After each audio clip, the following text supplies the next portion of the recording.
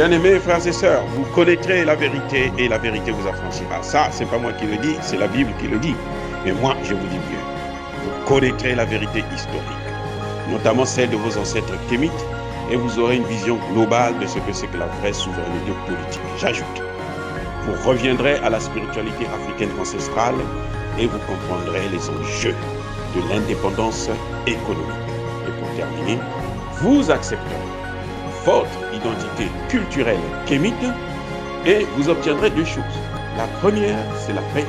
La seconde, c'est le développement, à une condition. L'unité de toute l'Afrique noire, l'unité de tous les Noirs du monde entier. Otep à tous, bienvenue sur la chaîne des panafricanistes par essence, par conviction et par excellence. Celle des citoyens kémites par nécessité et obligation de combat. Nous sommes une chaîne qui n'est guidée que par nos ancêtres et rien que par les ancêtres qui appartiennent à l'égrégore du monde noir. Par conséquent, nous ne croyons en aucun Dieu venu de l'étranger. Toutefois, cette vidéo n'est aucunement destinée à inciter à la haine ou à la violence, car nous menons un combat qui est d'abord et avant tout spirituel, ensuite il est politique, géopolitique et géostratégique, contre l'impérialisme, le colonialisme, le néocolonialisme et l'endocoloniat, sur la base du principe fondamental que nous avons hérité de nos ancêtres kémites, qui est celui de la Mahat, c'est-à-dire solidarité, vérité et justice. Vous êtes donc en droit de connaître la vérité, et nous avons l'obligation de vous dire la vérité et rien que la vérité, afin que justice soit rendue au continent africain. Et ça, c'est notre modeste contribution dans cette noble lutte en faveur de la souveraineté, la dignité et l'unité africaine. Ça, c'est exactement ce que nous appelons le panafricanisme. Bien-aimés frères et sœurs, je veux revenir sur l'affaire des 49 mercenaires présupposés ivoiriens, parce que jusqu'à présent, nous n'avons pas encore toutes les informations. On sait qu'ils ont des passeports ivoiriens, mais on sait aussi qu'ils ont des fausses identités, puisque ce sont des militaires qui, pour certains, dans le passeport, il est écrit que ce sont des étudiants, d'autres, ce sont des commerçants, d'autres, ce sont des maçons, des peintres, des ceci, des cela. Il y a toute une panoplie de fonctions différentes pour ces gens qui sont venus pour une même mission. Donc on ne sait pas encore si, effectivement, comme apparemment le gouvernement ivoirien ne veut pas coopérer pour donner des informations, pour laisser la justice éclaircir la situation, afin que nous puissions savoir quelle est la réelle nationalité de tous ces gens-là. Et bon, pour l'instant, on peut dire qu'ils sont supposés être des Ivoiriens. On va revenir sur ce sujet. Pourquoi je reviens là-dessus? Nous avons tendance à condamner Alassane Ouattara. Nous critiquons Alassane Ouattara. On l'insulte, on le traite de tous les noms. Mais on oublie exactement de se poser une simple question. À qui profite le crime? C'est-à-dire que la déstabilisation du Mali, c'est à l'intérêt de qui? Est-ce que c'est avantageux pour la Côte d'Ivoire ou est-ce que c'est avantageux pour quelqu'un d'autre? Qui a intérêt à déstabiliser le Mali? Mais la réponse est évidente. La réponse, elle est évidente. Nous l'avons entendu au Cameroun, nous l'avons entendu en Guinée, là-bas c'était encore pire, puisque là-bas il accuse le gouvernement et l'armée malienne de stigmatiser, de systématiquement tuer les populations peules. Nous l'avons entendu au Bénin. Donc la tournée d'Emmanuel Macron, c'était tout simplement pour inciter les Africains à se tourner contre le Mali. C'est pour essayer de diviser les Africains, pour isoler le Mali et le Centrafrique vis-à-vis de ses pairs africains, vis-à-vis de ses voisins, de ses frères et sœurs. Eh oui. Donc, les 49 mercenaires, même s'ils ont la nationalité ivoirienne, mais en fait, ce n'est pas Alassane Ouattara qui a diligenté cette opération, ça ne peut être qu'Emmanuel Macron. Cela ne veut pas dire que Alassane Ouattara n'est pour rien dans cette affaire. Cela ne veut pas disculper Alassane Ouattara de sa lourde responsabilité, puisqu'il a accepté de collaborer avec l'étranger, un non-africain, pour déstabiliser un pays frère. Donc la responsabilité d'Alassane Ouattara, elle est limitée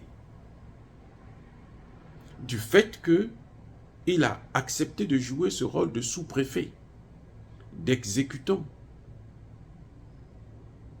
d'Emmanuel Macron.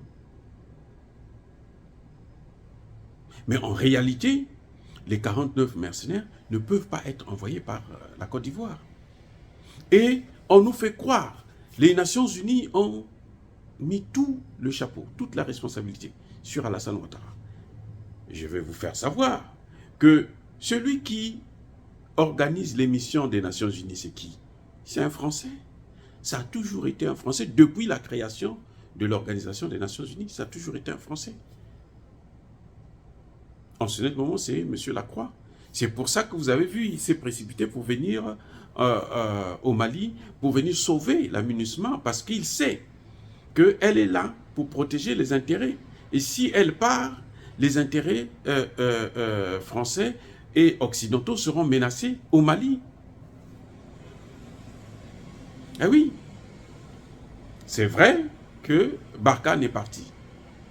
Mais les Nations Unies, c'est le cadet de Barkhane ou l'aîné de Barkhane.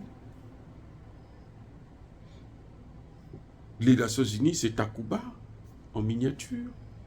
C'est Takuba sous une autre forme. Donc, lorsque nous critiquons Alassane Ouattara, ce qui est tout à fait légitime, nous devrons savoir que, en fait, là, le vrai problème, ce n'est pas avec Alassane Ouattara. C'est avec le maître d'Alassane Ouattara. C'est avec le commanditaire.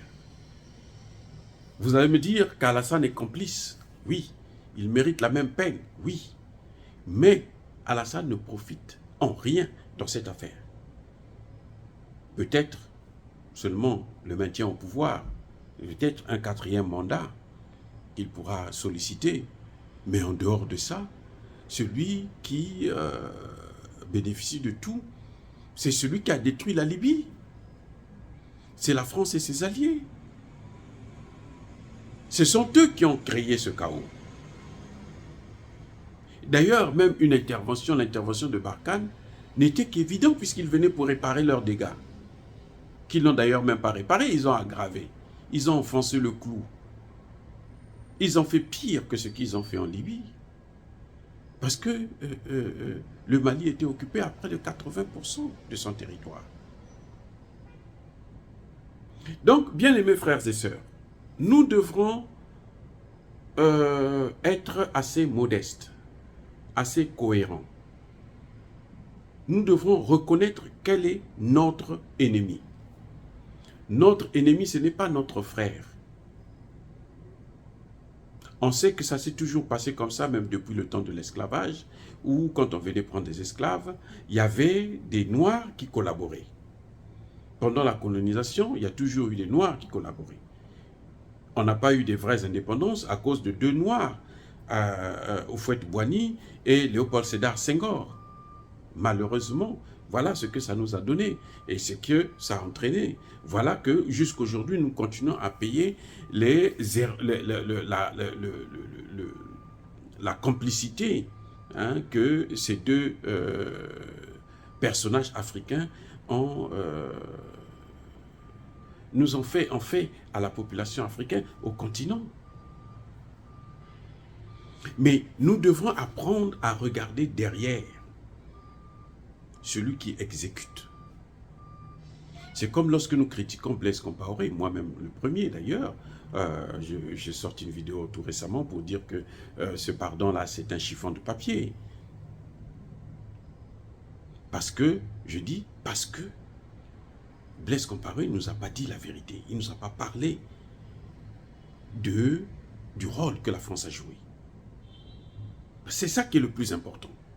Comment la France est arrivée à le manipuler au point où il a accepté de tuer son propre frère. Et c'est ce que nous reprochons à Alassane Ouattara. Parce que nous voulons, c'est pour ça que nous voulons que le Mali puisse approfondir la question, que Alassane Ouattara, les autorités ivoiriennes puissent coopérer avec les autorités maliennes pour déterminer, parce que beaucoup parmi eux ne devraient pas être des Ivoiriens. On devrait savoir au moins qui leur a donné ces passeports, pourquoi ils ont menti sur leur identité, leur profession notamment. Voilà. Ils disent qu'ils sont arrivés au Mali, ils ne savaient même pas quelle est leur mission. Vous vous rendez compte? On devrait leur dire la mission, leur indiquer la mission sur le terrain. Mais ça ne se fait pas comme ça. Aux Nations Unies, moi j'ai travaillé aux Nations Unies, avant de partir, on vous dit, bon, monsieur, vous allez travailler pour telle section, voici ce que vous allez faire.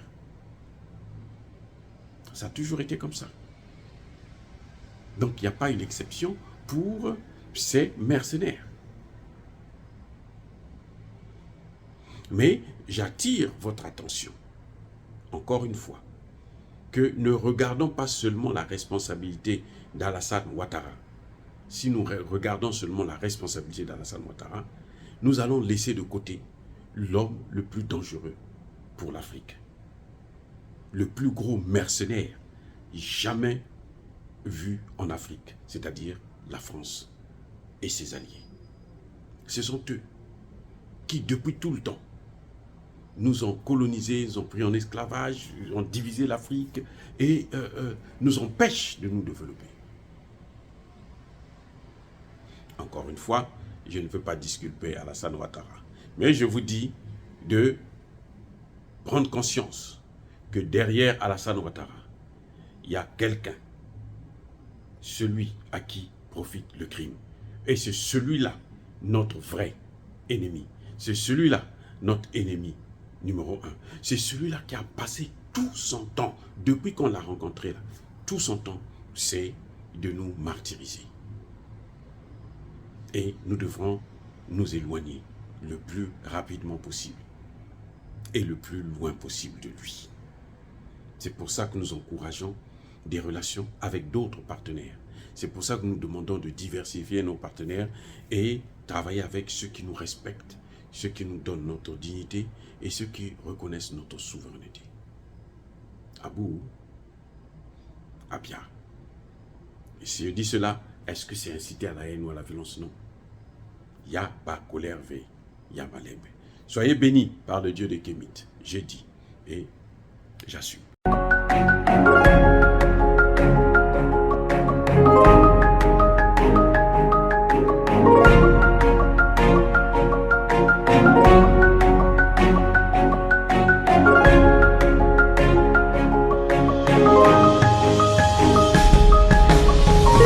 Eux, ils marchent par la foi et non par la vue.